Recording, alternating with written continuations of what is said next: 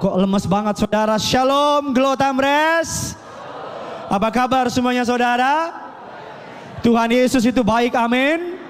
Banyak berkat, banyak mukjizat, banyak uang saudara.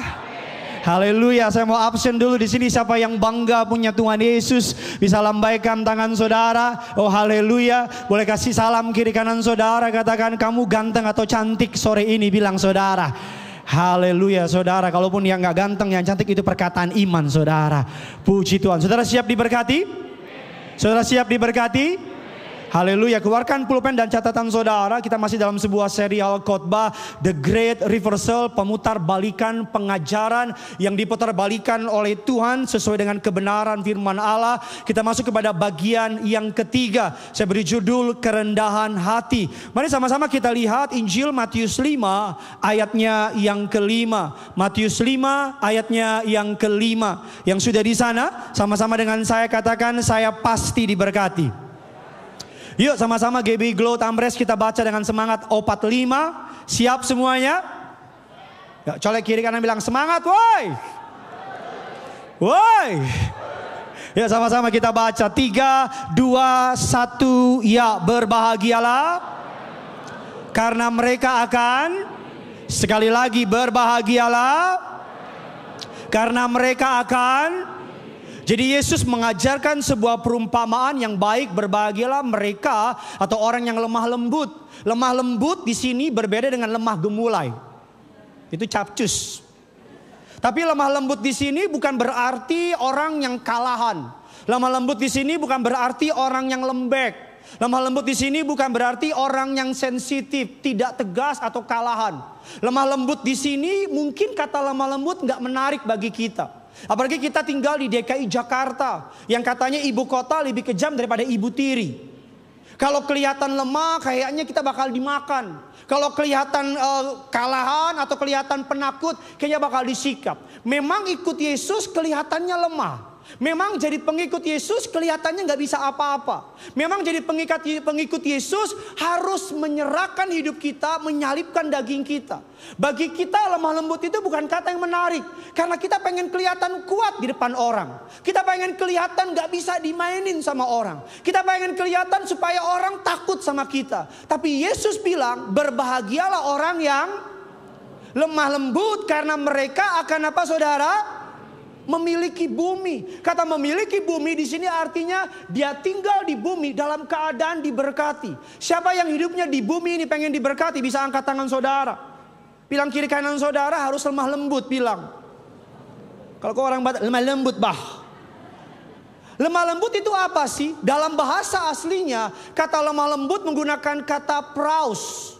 Praus itu adalah sebuah kata di tengah-tengah dalam bahasa Yunani. Di tengah-tengah antara sikap antara orgilotes dan argesia. Apalagi ini Pak Pendeta? Orgilotes dan argosia. Orgilotes adalah mudah marah. Argosia artinya sama sekali nggak bisa marah. Jadi lemah lembut ini adalah in between. Sikap di mana saudara mudah marah sama nggak bisa marah.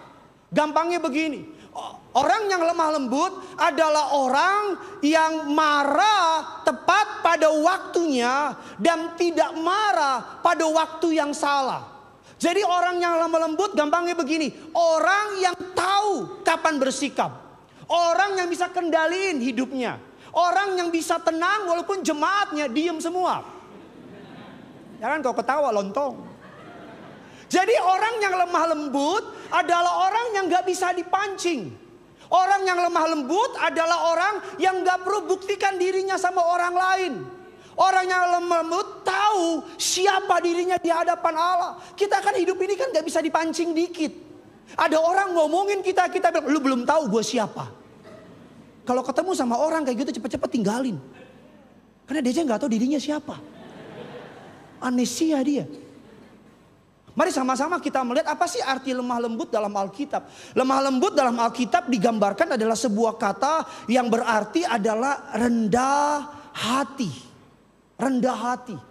Bedakan rendah hati sama rendah diri. Rendah diri itu insecure. Rendah hati itu simply tahu betul dia siapa.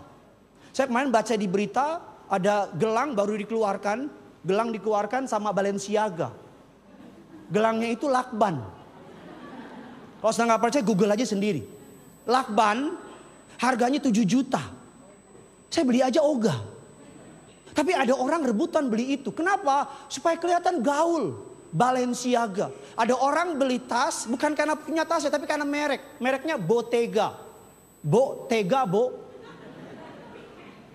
Orang tuh yang nggak kenal dirinya siapa, pakai baju seluruhnya merek. Merek semua, udah kayak papan sponsorship di mana-mana. Orang yang rendah hati, mari kita lihat firman Allah tentang kerendahan hati. Mari sama-sama kita lihat Matius 23 ayatnya yang ke-11 sampai dengan ayatnya yang ke-12. Yuk sama-sama kita baca. 3, 2, 1, ya. Hendaklah ia menjadi apa? Ayat yang ke-12, barang siapa dia akan, dan barang siapa dia akan. Surga simple. Sama-sama bilang sama saya, surga simple banget. Belum semuanya, sama-sama bilang sama saya, surga simple banget. Apa yang simple banget? Bagi surga, kalau saudara meninggikan diri, saudara direndahkan. Bagi surga, kalau saudara merendahkan diri, saudara ditinggikan. Jadi gampangnya jalan untuk menjadi orang yang diberkati, harus merendahkan diri di hadapan Allah. Yang percaya dan setuju boleh bilang amin. Dan yang bilang amin boleh kasih tepuk tangan dulu bagi Tuhan kita. Di atas kepalamu berikan tepuk tangan yang luar biasa. Apa sih rendah hati? Apa sih yang Alkitab bilang rendah hati? Seorang hamba Tuhan Edwin Louis Cole mengatakan demikian. Kerendahan hati mendahului berkat. Kalau saya tanya di sini siapa yang pengen diberkati, pasti semua angkat tangan. Tapi siapa yang mau rendah hati? Enggak semua mau angkat tangan. Orang yang rendah hati hidupnya dikejar-kejar oleh berkat. Amin. Mari kita lihat apa yang dimaksud dengan kerendahan hati dalam Alkitab. Kita lihat Bilangan 12 ayatnya yang ketiga. Mungkin saudara akan kaget dengar ayat ini, karena mungkin gambaran saudara selama ini tentang kerendahan hati berbeda dengan Alkitab maksud. Mari sama-sama kita baca. 3, 2, 1, ya. Adapun lebih dari yang di atas muka bumi. Bilangan 12 ayat yang ketiga, versi terjemahan bahasa Indonesia sehari-hari. Sama-sama bantu saya sekali lagi. 3, 2, ya. Musa adalah orang yang sangat melebihi dari semua orang yang hidup di bumi ini. Kita percaya kalau Alkitab gak bisa salah. Yang setuju bilang amin. Tapi pertanyaannya, ayat ini, kitab ini, Bilangan ditulis oleh siapa? Joko. Yang tulis kitab ini adalah Musa. Jadi Musa nulis tentang dirinya sendiri. Ini saudara ngerti gak sih? Ini akhir bulan belum turun gaji itu. Bayangin kalau saya Gideon Simanjuntak nulis surat ke saudara. Adapun Gideon adalah pendeta paling ganteng se-Indonesia. Pasti aku akan bilang, woi, narsis pak. Tapi yang bilang ayat ini, yang nulis ayatnya mana? Lapet. Kau atur dulu yang bagus ini. Musa nulis dirinya sendiri. Adapun Musa seorang yang sangat rendah hati. Apakah Musa kita mau bilang narsis? Neraka loh. Kita mau bilang Musa sombong? Neraka. Oh, saya masih kurang, mari kita lihat firman Allah. Yesus yang ngomong. Mari kita lihat dalam firman Allah dalam Matius 11 ayat yang ke-29. Yesus ngomong begini, sama-sama kita baca. 3, 2, ya. Pikulah.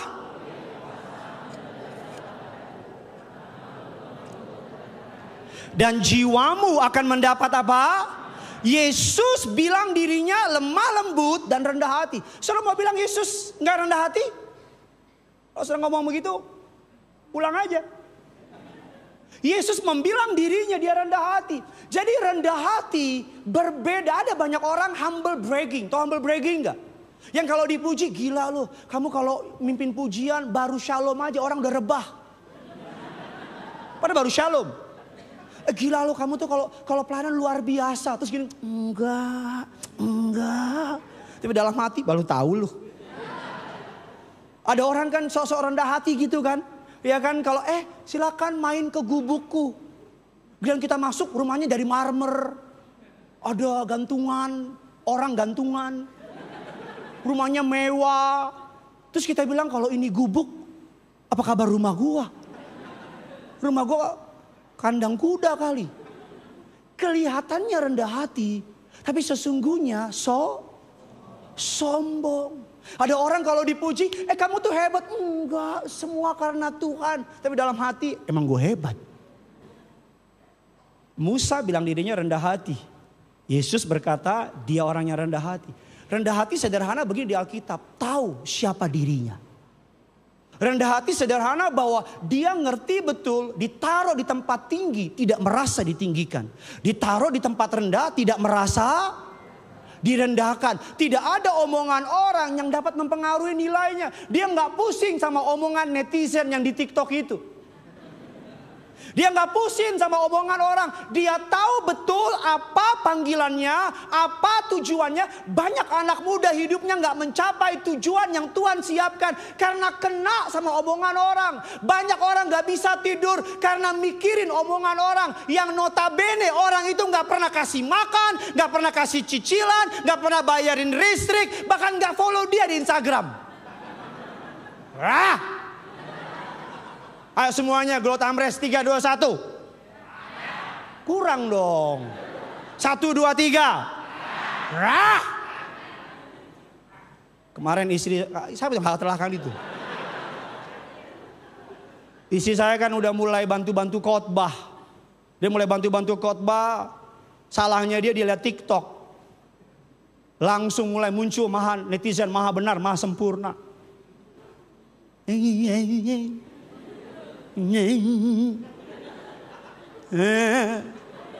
Dia bilang, sayang ada orang ngomong begini-begini. Saya bilang, kamu kenal nggak?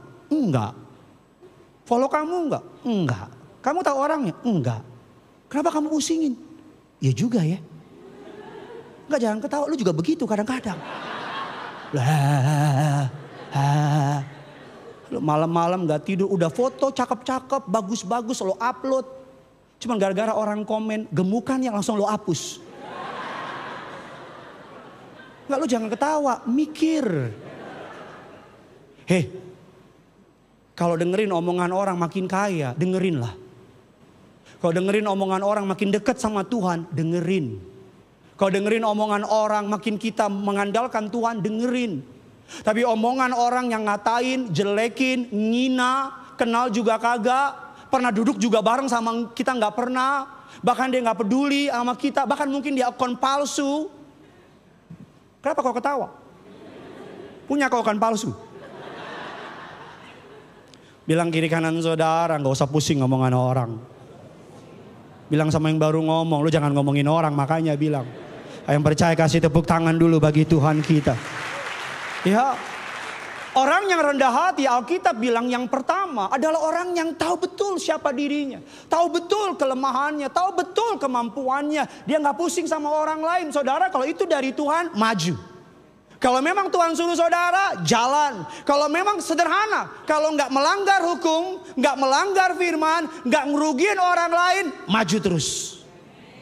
Amin. Kalau nggak rugiin orang lain, nggak melanggar firman, nggak melanggar hukum, jalan aja udah. Karena selalu orang pertama menertawakan, kedua meledek, ketiga dia akan tanya, kok lu bisa? Nggak semua orang dipilih kayak saudara. Jadi jangan heran kalau orang ledekin saudara. Karena gak semua orang dikasih visi kayak saudara. Gak semua orang dipanggil kayak saudara. Saudara itu spesial, makanya saudara diomongin. Gak ada orang ngomongin yang diomongin di bawah dia. Selalu yang diomongin orang adalah yang di atas dia. Amin. Kita selalu ngomongin orang yang di atas kita. Kita selalu iri hati sama orang yang lebih dari kita. Jadi kalau saudara diomongin sama orang lain, berarti saudara in the good.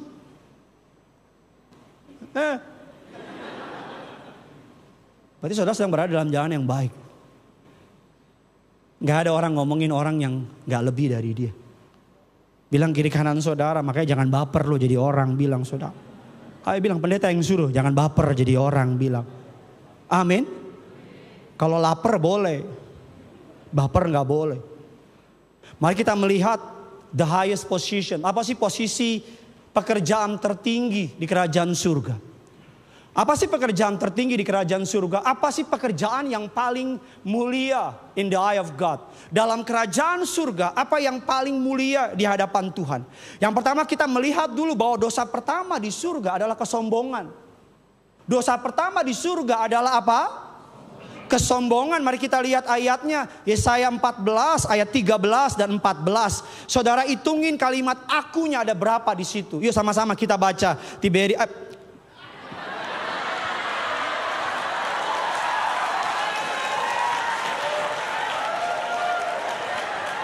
Segala perkara dapat ku tanggung.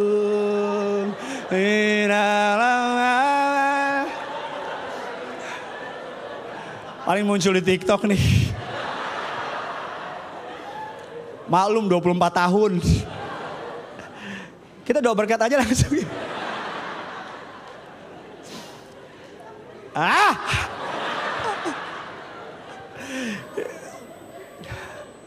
Udah ya? Sampai di mana tadi saya? Ini pasti muka saya merah nih. Yesaya 14 ayat 13 dan 14. Yuk sama-sama kita baca. Glotamres, mari kita baca. Yeah. 3, 2, ya engkau. Aku. 1. Aku. Tataku 3. Mengatasi bintang-bintang Allah dan aku. 4. Hendak duduk di atas bukit pertemuan jauh di sebelah utara. 14. Aku. 5. Hendak menyamai yang maha. Ini adalah nubuatan tentang the morning star atau Lucifer atau bintang timur. Bukan morning star, bintang timur. Nubuatan tentang Lucifer. Lucifer adalah pemimpin utama dalam malaikat. Ada Gabriel, ada Mikael, dan ada Lucifer. Lucifer ini bertanggung jawab dalam pujian penyembahan. Dia itu worship leader. Ingat ya, setan itu, iblis itu, dia itu dulunya worship leader. Bukan berarti semua worship leader itu setan, bukan. Jangan salah paham nih. Oh, ternyata emang setan semua di situ. Menurut beberapa teolog, badannya Lucifer itu alat musik. Saudara jangan bayangin sound. Tapi dia itu. Kenapa gue salah ngomong tadi? Paling besok pagi udah ada di TikTok itu nanti itu. Pendeta Gideon salah sebut WKWKWK.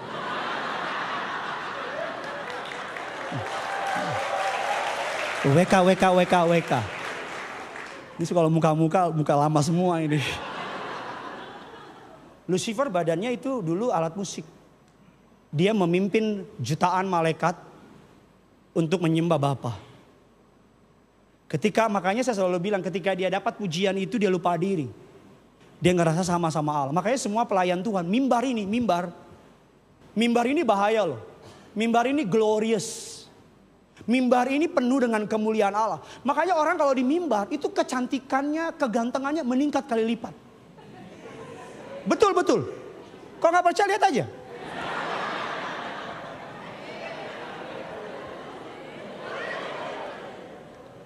Mimbar ada istilah altargenik. Iya, kalau di altar dia wow, masa kini. Dan turun dari altar masa kok gini. Lihat deh, cowok-cowok kalau kau mau cari cewek yang takut Tuhan, lihat cara dia menyembah. Cewek tuh, wanita, kalau dia nyembah Tuhan sungguh-sungguh, itu cowok lihat itu, ih cantik dia ya. Walaupun mungkin alisnya nggak simetris. Walaupun mungkin maskaranya jatuh ke bawah gitu. Cowok juga begitu. Orang di mimbar itu kalau nggak jaga hati, repot. Apalagi pemimpin pujian, lihat jemaat nangis, iblis mulai masuk tuh. Gila loh, bisa bikin anak orang nangis. Emang lo keren. Turun dari mimbar jemaat bilang, aduh pak, pujian penyembahannya ngangkat. Memang lo di lantai berapa ngangkat-ngangkat itu? Pujian penyembahannya ngangkat pak. Iya bu, karena Tuhan. Dalam hati karena saya. Pendeta juga gitu. Terlalu lama berada di spotlight, bahaya. Ini spotlight nih. terlalu lama berada dalam sorotan bisa bikin kita buta. Makanya kadang-kadang kita harus di luar spotlight, nggak kelihatan.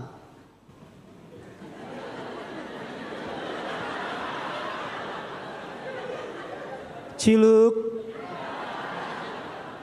Ya. Jangan terus-terus di mimbar. Karena mimbar ini tanpa kedewasaan rohani akan bikin kita lupa diri. Apalagi kalau lihat jemaat rame, lihat jemaat doain sembuh, kita mulai mikir karena saya. Apalagi kalau jemaat kadang-kadang yang bikin pendeta lupa diri, jemaat juga. Bukan yang di sini.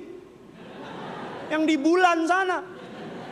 Kadang-kadang jemaat sama pendeta terlalu berlebihan gitu. Kalau ketemu Pak Pendeta, Pak Pendeta, Pak Pendeta. Sampai tiduran ya Pak Pendeta. Saya percaya pendeta harus dihormati, tapi biasa aja gitu, udah biasa aja udah. Pendeta juga manusia. Kalau saudara terlalu puji-puji pendeta, dia lupa diri, jatuh dalam dosa, saudara juga yang bikin dia jatuh. Oi. Kalau pendeta khotbah saudara diam, saudara juga bisa bikin dia jatuh itu. Nah, kalau pendeta khotbah jawab aja udah. Kalau dia salah sebut, pura-pura nggak dengar aja udah. Udah diam aja, pura-pura kok nggak dengar aja gitu. Nggak denger Pak, ini selama khotbah banyak pemburu konten di sini ini. Ya, mimbar, makanya semua pelayan mimbar saya mau bilang hati-hati. Yang dimimbarin makanya berdoa for your pastor. Kita ini para hamba Tuhan berada di garis terdepan dalam medan peperangan.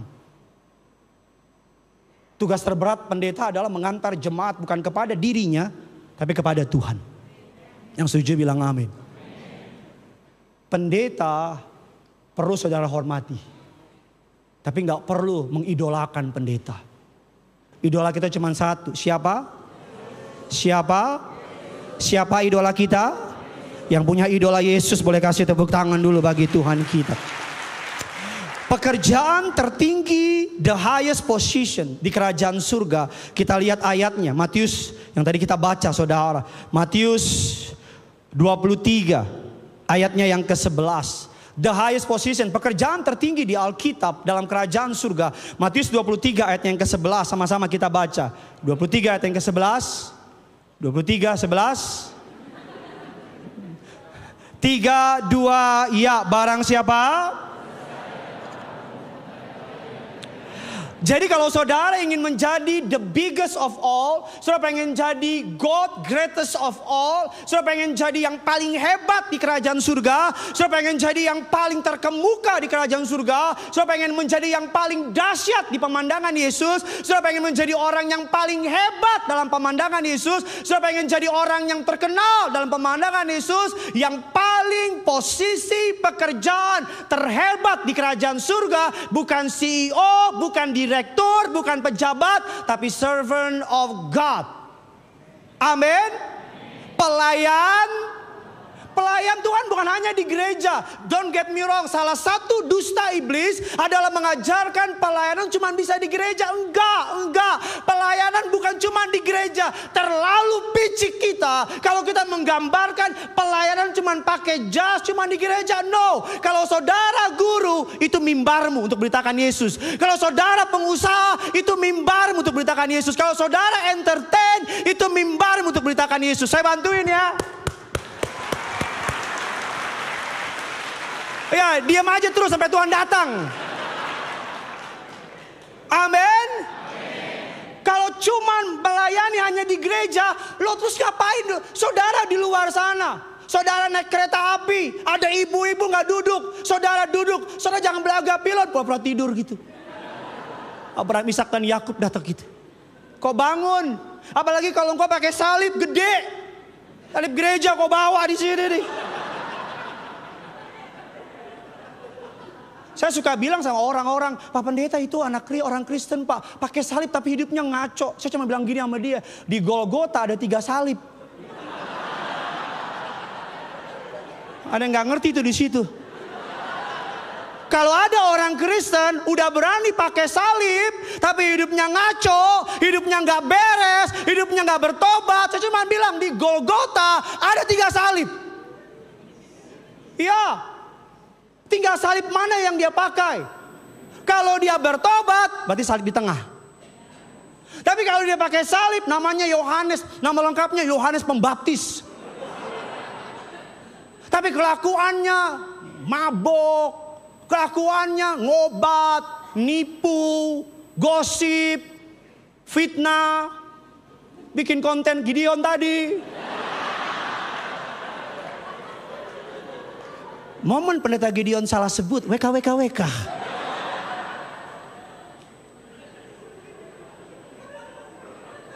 Kalau dia pakai salib, tapi ngaco, berarti salib penjahat yang dia pakai. Maaf ya, saya selalu bilang, jangan marah sama saya. Kalau nggak bisa jadi berkat, minimal jangan jadi batu sandungan. Minimal.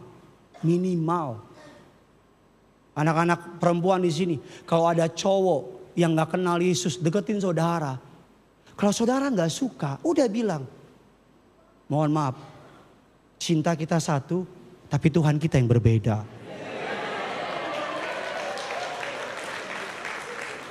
Ya. Jangan kau ulur-ulur. Sayang jemput aku dong, kau diantar jemput engkau.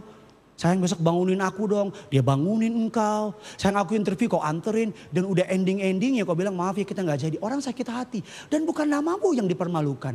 Nama Tuhanmu yang dihina. Kalau saudara bisnis sama bukan orang percaya, saya mohon minimal jangan nipu gitu loh. Minimal jangan ngambil keuntungan yang gak benar gitu loh. Karena saudara boleh dapat duit, tapi nama Yesusmu yang dipermalukan. Kalau saudara bekerja sama orang yang bukan anak Tuhan, sama orang yang gak kenal Yesus, minimal jangan permalukan nama Tuhanmu. Saya gak urus saudara mau bisnis apa, mau bikin apa. Minimal jangan bikin susah kita pendeta untuk beritakan Yesus. Terlalu banyak orang di luar sana yang bilang, oh Yesus mah baik, tapi pengikutnya mohon maaf gak beres semuanya. Kadang-kadang kita pendeta jadi susah karena kelakuan jemaat. Walaupun kadang-kadang juga pendeta bikin susah jemaat. Ya, kalau nggak bisa jadi berkat, minimal jangan jadi apa? Batu sandungan. Kalau orang tahu engkau anak Tuhan, kalau orang tahu engkau pengerja gereja, jaga moncongmu. Jaga mulutmu. Biar nama Yesus tidak dipermalukan dalam hidup saudara. Tapi tahan. Tapi kalau boleh, agar melalui hidupmu, orang mau kenal Yesus. Orang lihat, tahan.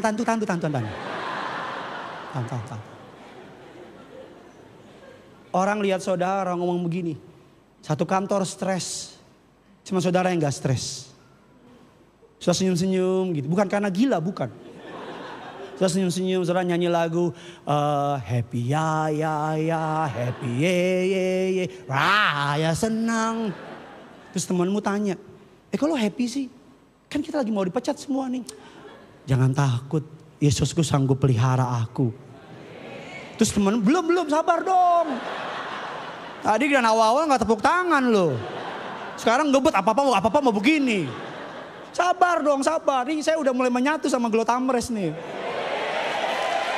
Ini udah mulai, kabelnya mulai lancar nih kabelnya nih. Orang akan bilang, kalau gak stres sih. Oh gue suka ke gereja. Gereja mana? Glotamres. Yang jam berapa? Jam 4. Ya kalau jam pagi gembala sidang ya pagi lebet gitu. Biar gak salah ini ngomong ini. Ayo ajak gue dong. Di sini ada saya namanya Sila nih. Di depan duduk. Sila. Nama lengkapnya Pancasila. Bukan dari Kristen. Dari Bani Kedar. Nonton siapa? Di TikTok. Nonton pendeta Gideon. Enggak, kalau gue ngomong langsung kan sombong. Siapa? Gideon. Dia nonton, dia datang, terima Yesus. Dia bawa temennya bilang, kalau sekarang berubah, bukan jadi Power Ranger, bukan. teman-temannya yang non-Kristen dibawa ke gereja. Masih banyak bangku yang kosong. Jangan egois dong. Bawa temanmu kemari. Bilang kita jalan-jalan nih hari Minggu. Kemana? Ke Tamrin City. Ngapain makan-makan? Kau yang bayar. Nggak rugi loh. Keluar berapa sih? 300, 400. Kalau kau bawa ke Lawson, 100.000. Kalau kau bawa di warung-warung pinggir jalan, 50.000. Ajak makan. Habis ini ikut goyok, ngapain? Ke Tamres. Ada konser musik bagus. Bawa kemari. Ini apa nih? Nyanyi. Lagi lagu enak-enak. Emang enak-enak lagunya. Gratis. Pendetanya naik. Pendetanya lucu ya. Ganteng lagi. Memang itu dia. Saya khotbah rendah hati, saya nggak rendah hati. Saya berdoa. Besok Minggu saudara bawa banyak jiwa kemari. Dan biar nama Tuhan yang dipermuliakan. Kasih tepuk tangan dulu bagi Tuhan kita. The highest position, posisi pekerjaan tertinggi di kerajaan surga. Yang pertama adalah melayani, pelayan Tuhan, pelayan. Saudara boleh pejabat tinggi, tapi kalau engkau nggak pernah melayani pekerjaan Tuhan, saya beri nama you are nothing. Saudara boleh penyanyi, saudara boleh pemenang Indonesian Idol, bahkan kalau saudara pemenang Universe Idol. Bahkan saudara boleh penyanyi lebih hebat daripada malaikat yang menyanyi bagi kerajaan surga. Tapi kalau saudara nggak pernah pakai talentamu untuk glorify the name of the Lord, saya beri nama saudara belum hebat. Orang sombong itu adalah orang yang merasa nggak butuh Tuhan. Tadi saya makan siang di warung Padang. Saya kasih tahu sama saudara, ketemu sama jemaat. Dia bilang sama saya, Pak, dulu saya nggak ada takutnya sama Tuhan. Dulu bahkan saya bilang Tuhan nggak bisa jatuhin saya. Bahkan saya bilang sama istri saya, Tuhan nggak bisa ngapa-ngapain saya. 2 hari kemudian Tuhan bayar kontan kesombongannya. Dia ditangkap polisi, hartanya habis. Kalau saudara pengen dipermalukan oleh Tuhan, sombonglah hari ini. Kalau saudara pengen hancur hidupmu, sombonglah hari ini. Kalau saudara pengen rata dengan tanah, sombonglah hari ini. Kalau saudara pengen hancur hidupmu berkeping-keping, sombonglah hari ini. Karena Alkitab saya berkata dengan tegas, Allah menentang orang yang congkak, tapi Allah mengasihani orang yang rendah hati. Ya, baru tepuk tangan ini, ayo tepuk tangan semuanya. Sama-sama bilang sama saya, orang sombong, lebih semangat, orang sombong, musuhnya Tuhan. Ayo kasih tepuk tangan sekali lagi bagi Tuhan kita. Yang kedua, apa sih kesombongan itu? Kesombongan yang kedua, yang pertama the highest position adalah melayani Tuhan. Yang kedua, the highest place atau tempat tertinggi di kerajaan surga. Tempat pekerjaan terbaik, saya undang pemain keyboard bisa bantu saya. Tempat tertinggi, pekerjaan tertinggi bagi kerajaan surga adalah pelayan Tuhan, servant of God. Ayo anak-anak muda, orang tua, para hamba Tuhan, jemaat Tuhan tempat ini, layani Tuhan. Dalam lingkup kerja saudara, jadi garam dalam terang dunia. Di kantor jadi garam terang dunia. Di lingkungan jadi garam terang dunia. Di komunitas jadi garam terang dunia. Dimanapun Tuhan melemparkan saudara, saudara punya tanggung jawab untuk memberitakan nama Yesus. Yang setuju bilang amin. Yang kedua, the highest place, tempat tertinggi di kerajaan surga. Dunia ngajar, kalau pengen ada di tempat tinggi, jalannya naik ke atas. Kalau pengen di tempat yang paling mulia, jalannya dari bawah ke atas. Tapi surga mengajar sebaliknya. Ingin di tempat tertinggi, jalannya dari atas ke bawah. Surga mengajar terbalik. Surga mengajar kalau pengen dimuliakan oleh Allah, karena Yesus saja dari tempat yang maha tinggi merendahkan dirinya di tempat yang Allah jadi manusia. Kurang rendah hati apa itu? Pemilik kali langit dan bumi lahir di kandang domba. Kelahirannya ditemani oleh binatang, kematiannya ditemani oleh penjahat. Kurang rendah hati apa Yesus? Dia lahir di kandang binatang. Dia mati telanjang ditemani penjahat. Kurang rendah hati apa? Harusnya pengikut Yesus adalah orang yang paling rendah hati. Yesus aja dihina, dia diam. So bisa bayangin gak? Kalau yang disalibkan orang Batak, Ambon, Manado. Kalau orang Yahudi bilang, kalau engkau raja orang Israel, selamatkan dirimu. Kalau orang Batak mendengar itu, dicabut itu paku. Langsung, kita boleh kambing di kampung sendiri, tapi banteng di perantauan. Anak Medan, anak Medan, anak Medan boy kawan. sedikit orang Batak di sini. Kalau orang Manado digituin, ngana jual kita beli. Yesus turun digamparin satu-satu. Sorasa ngana. Naik lagi orang Manado, salib lagi.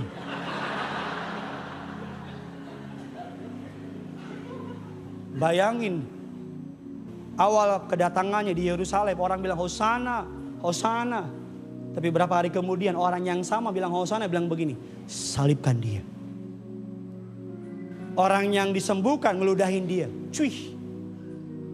Kalau saudara belum diludahin orang, belum berdarah-darah, Yesus saja rendah hati.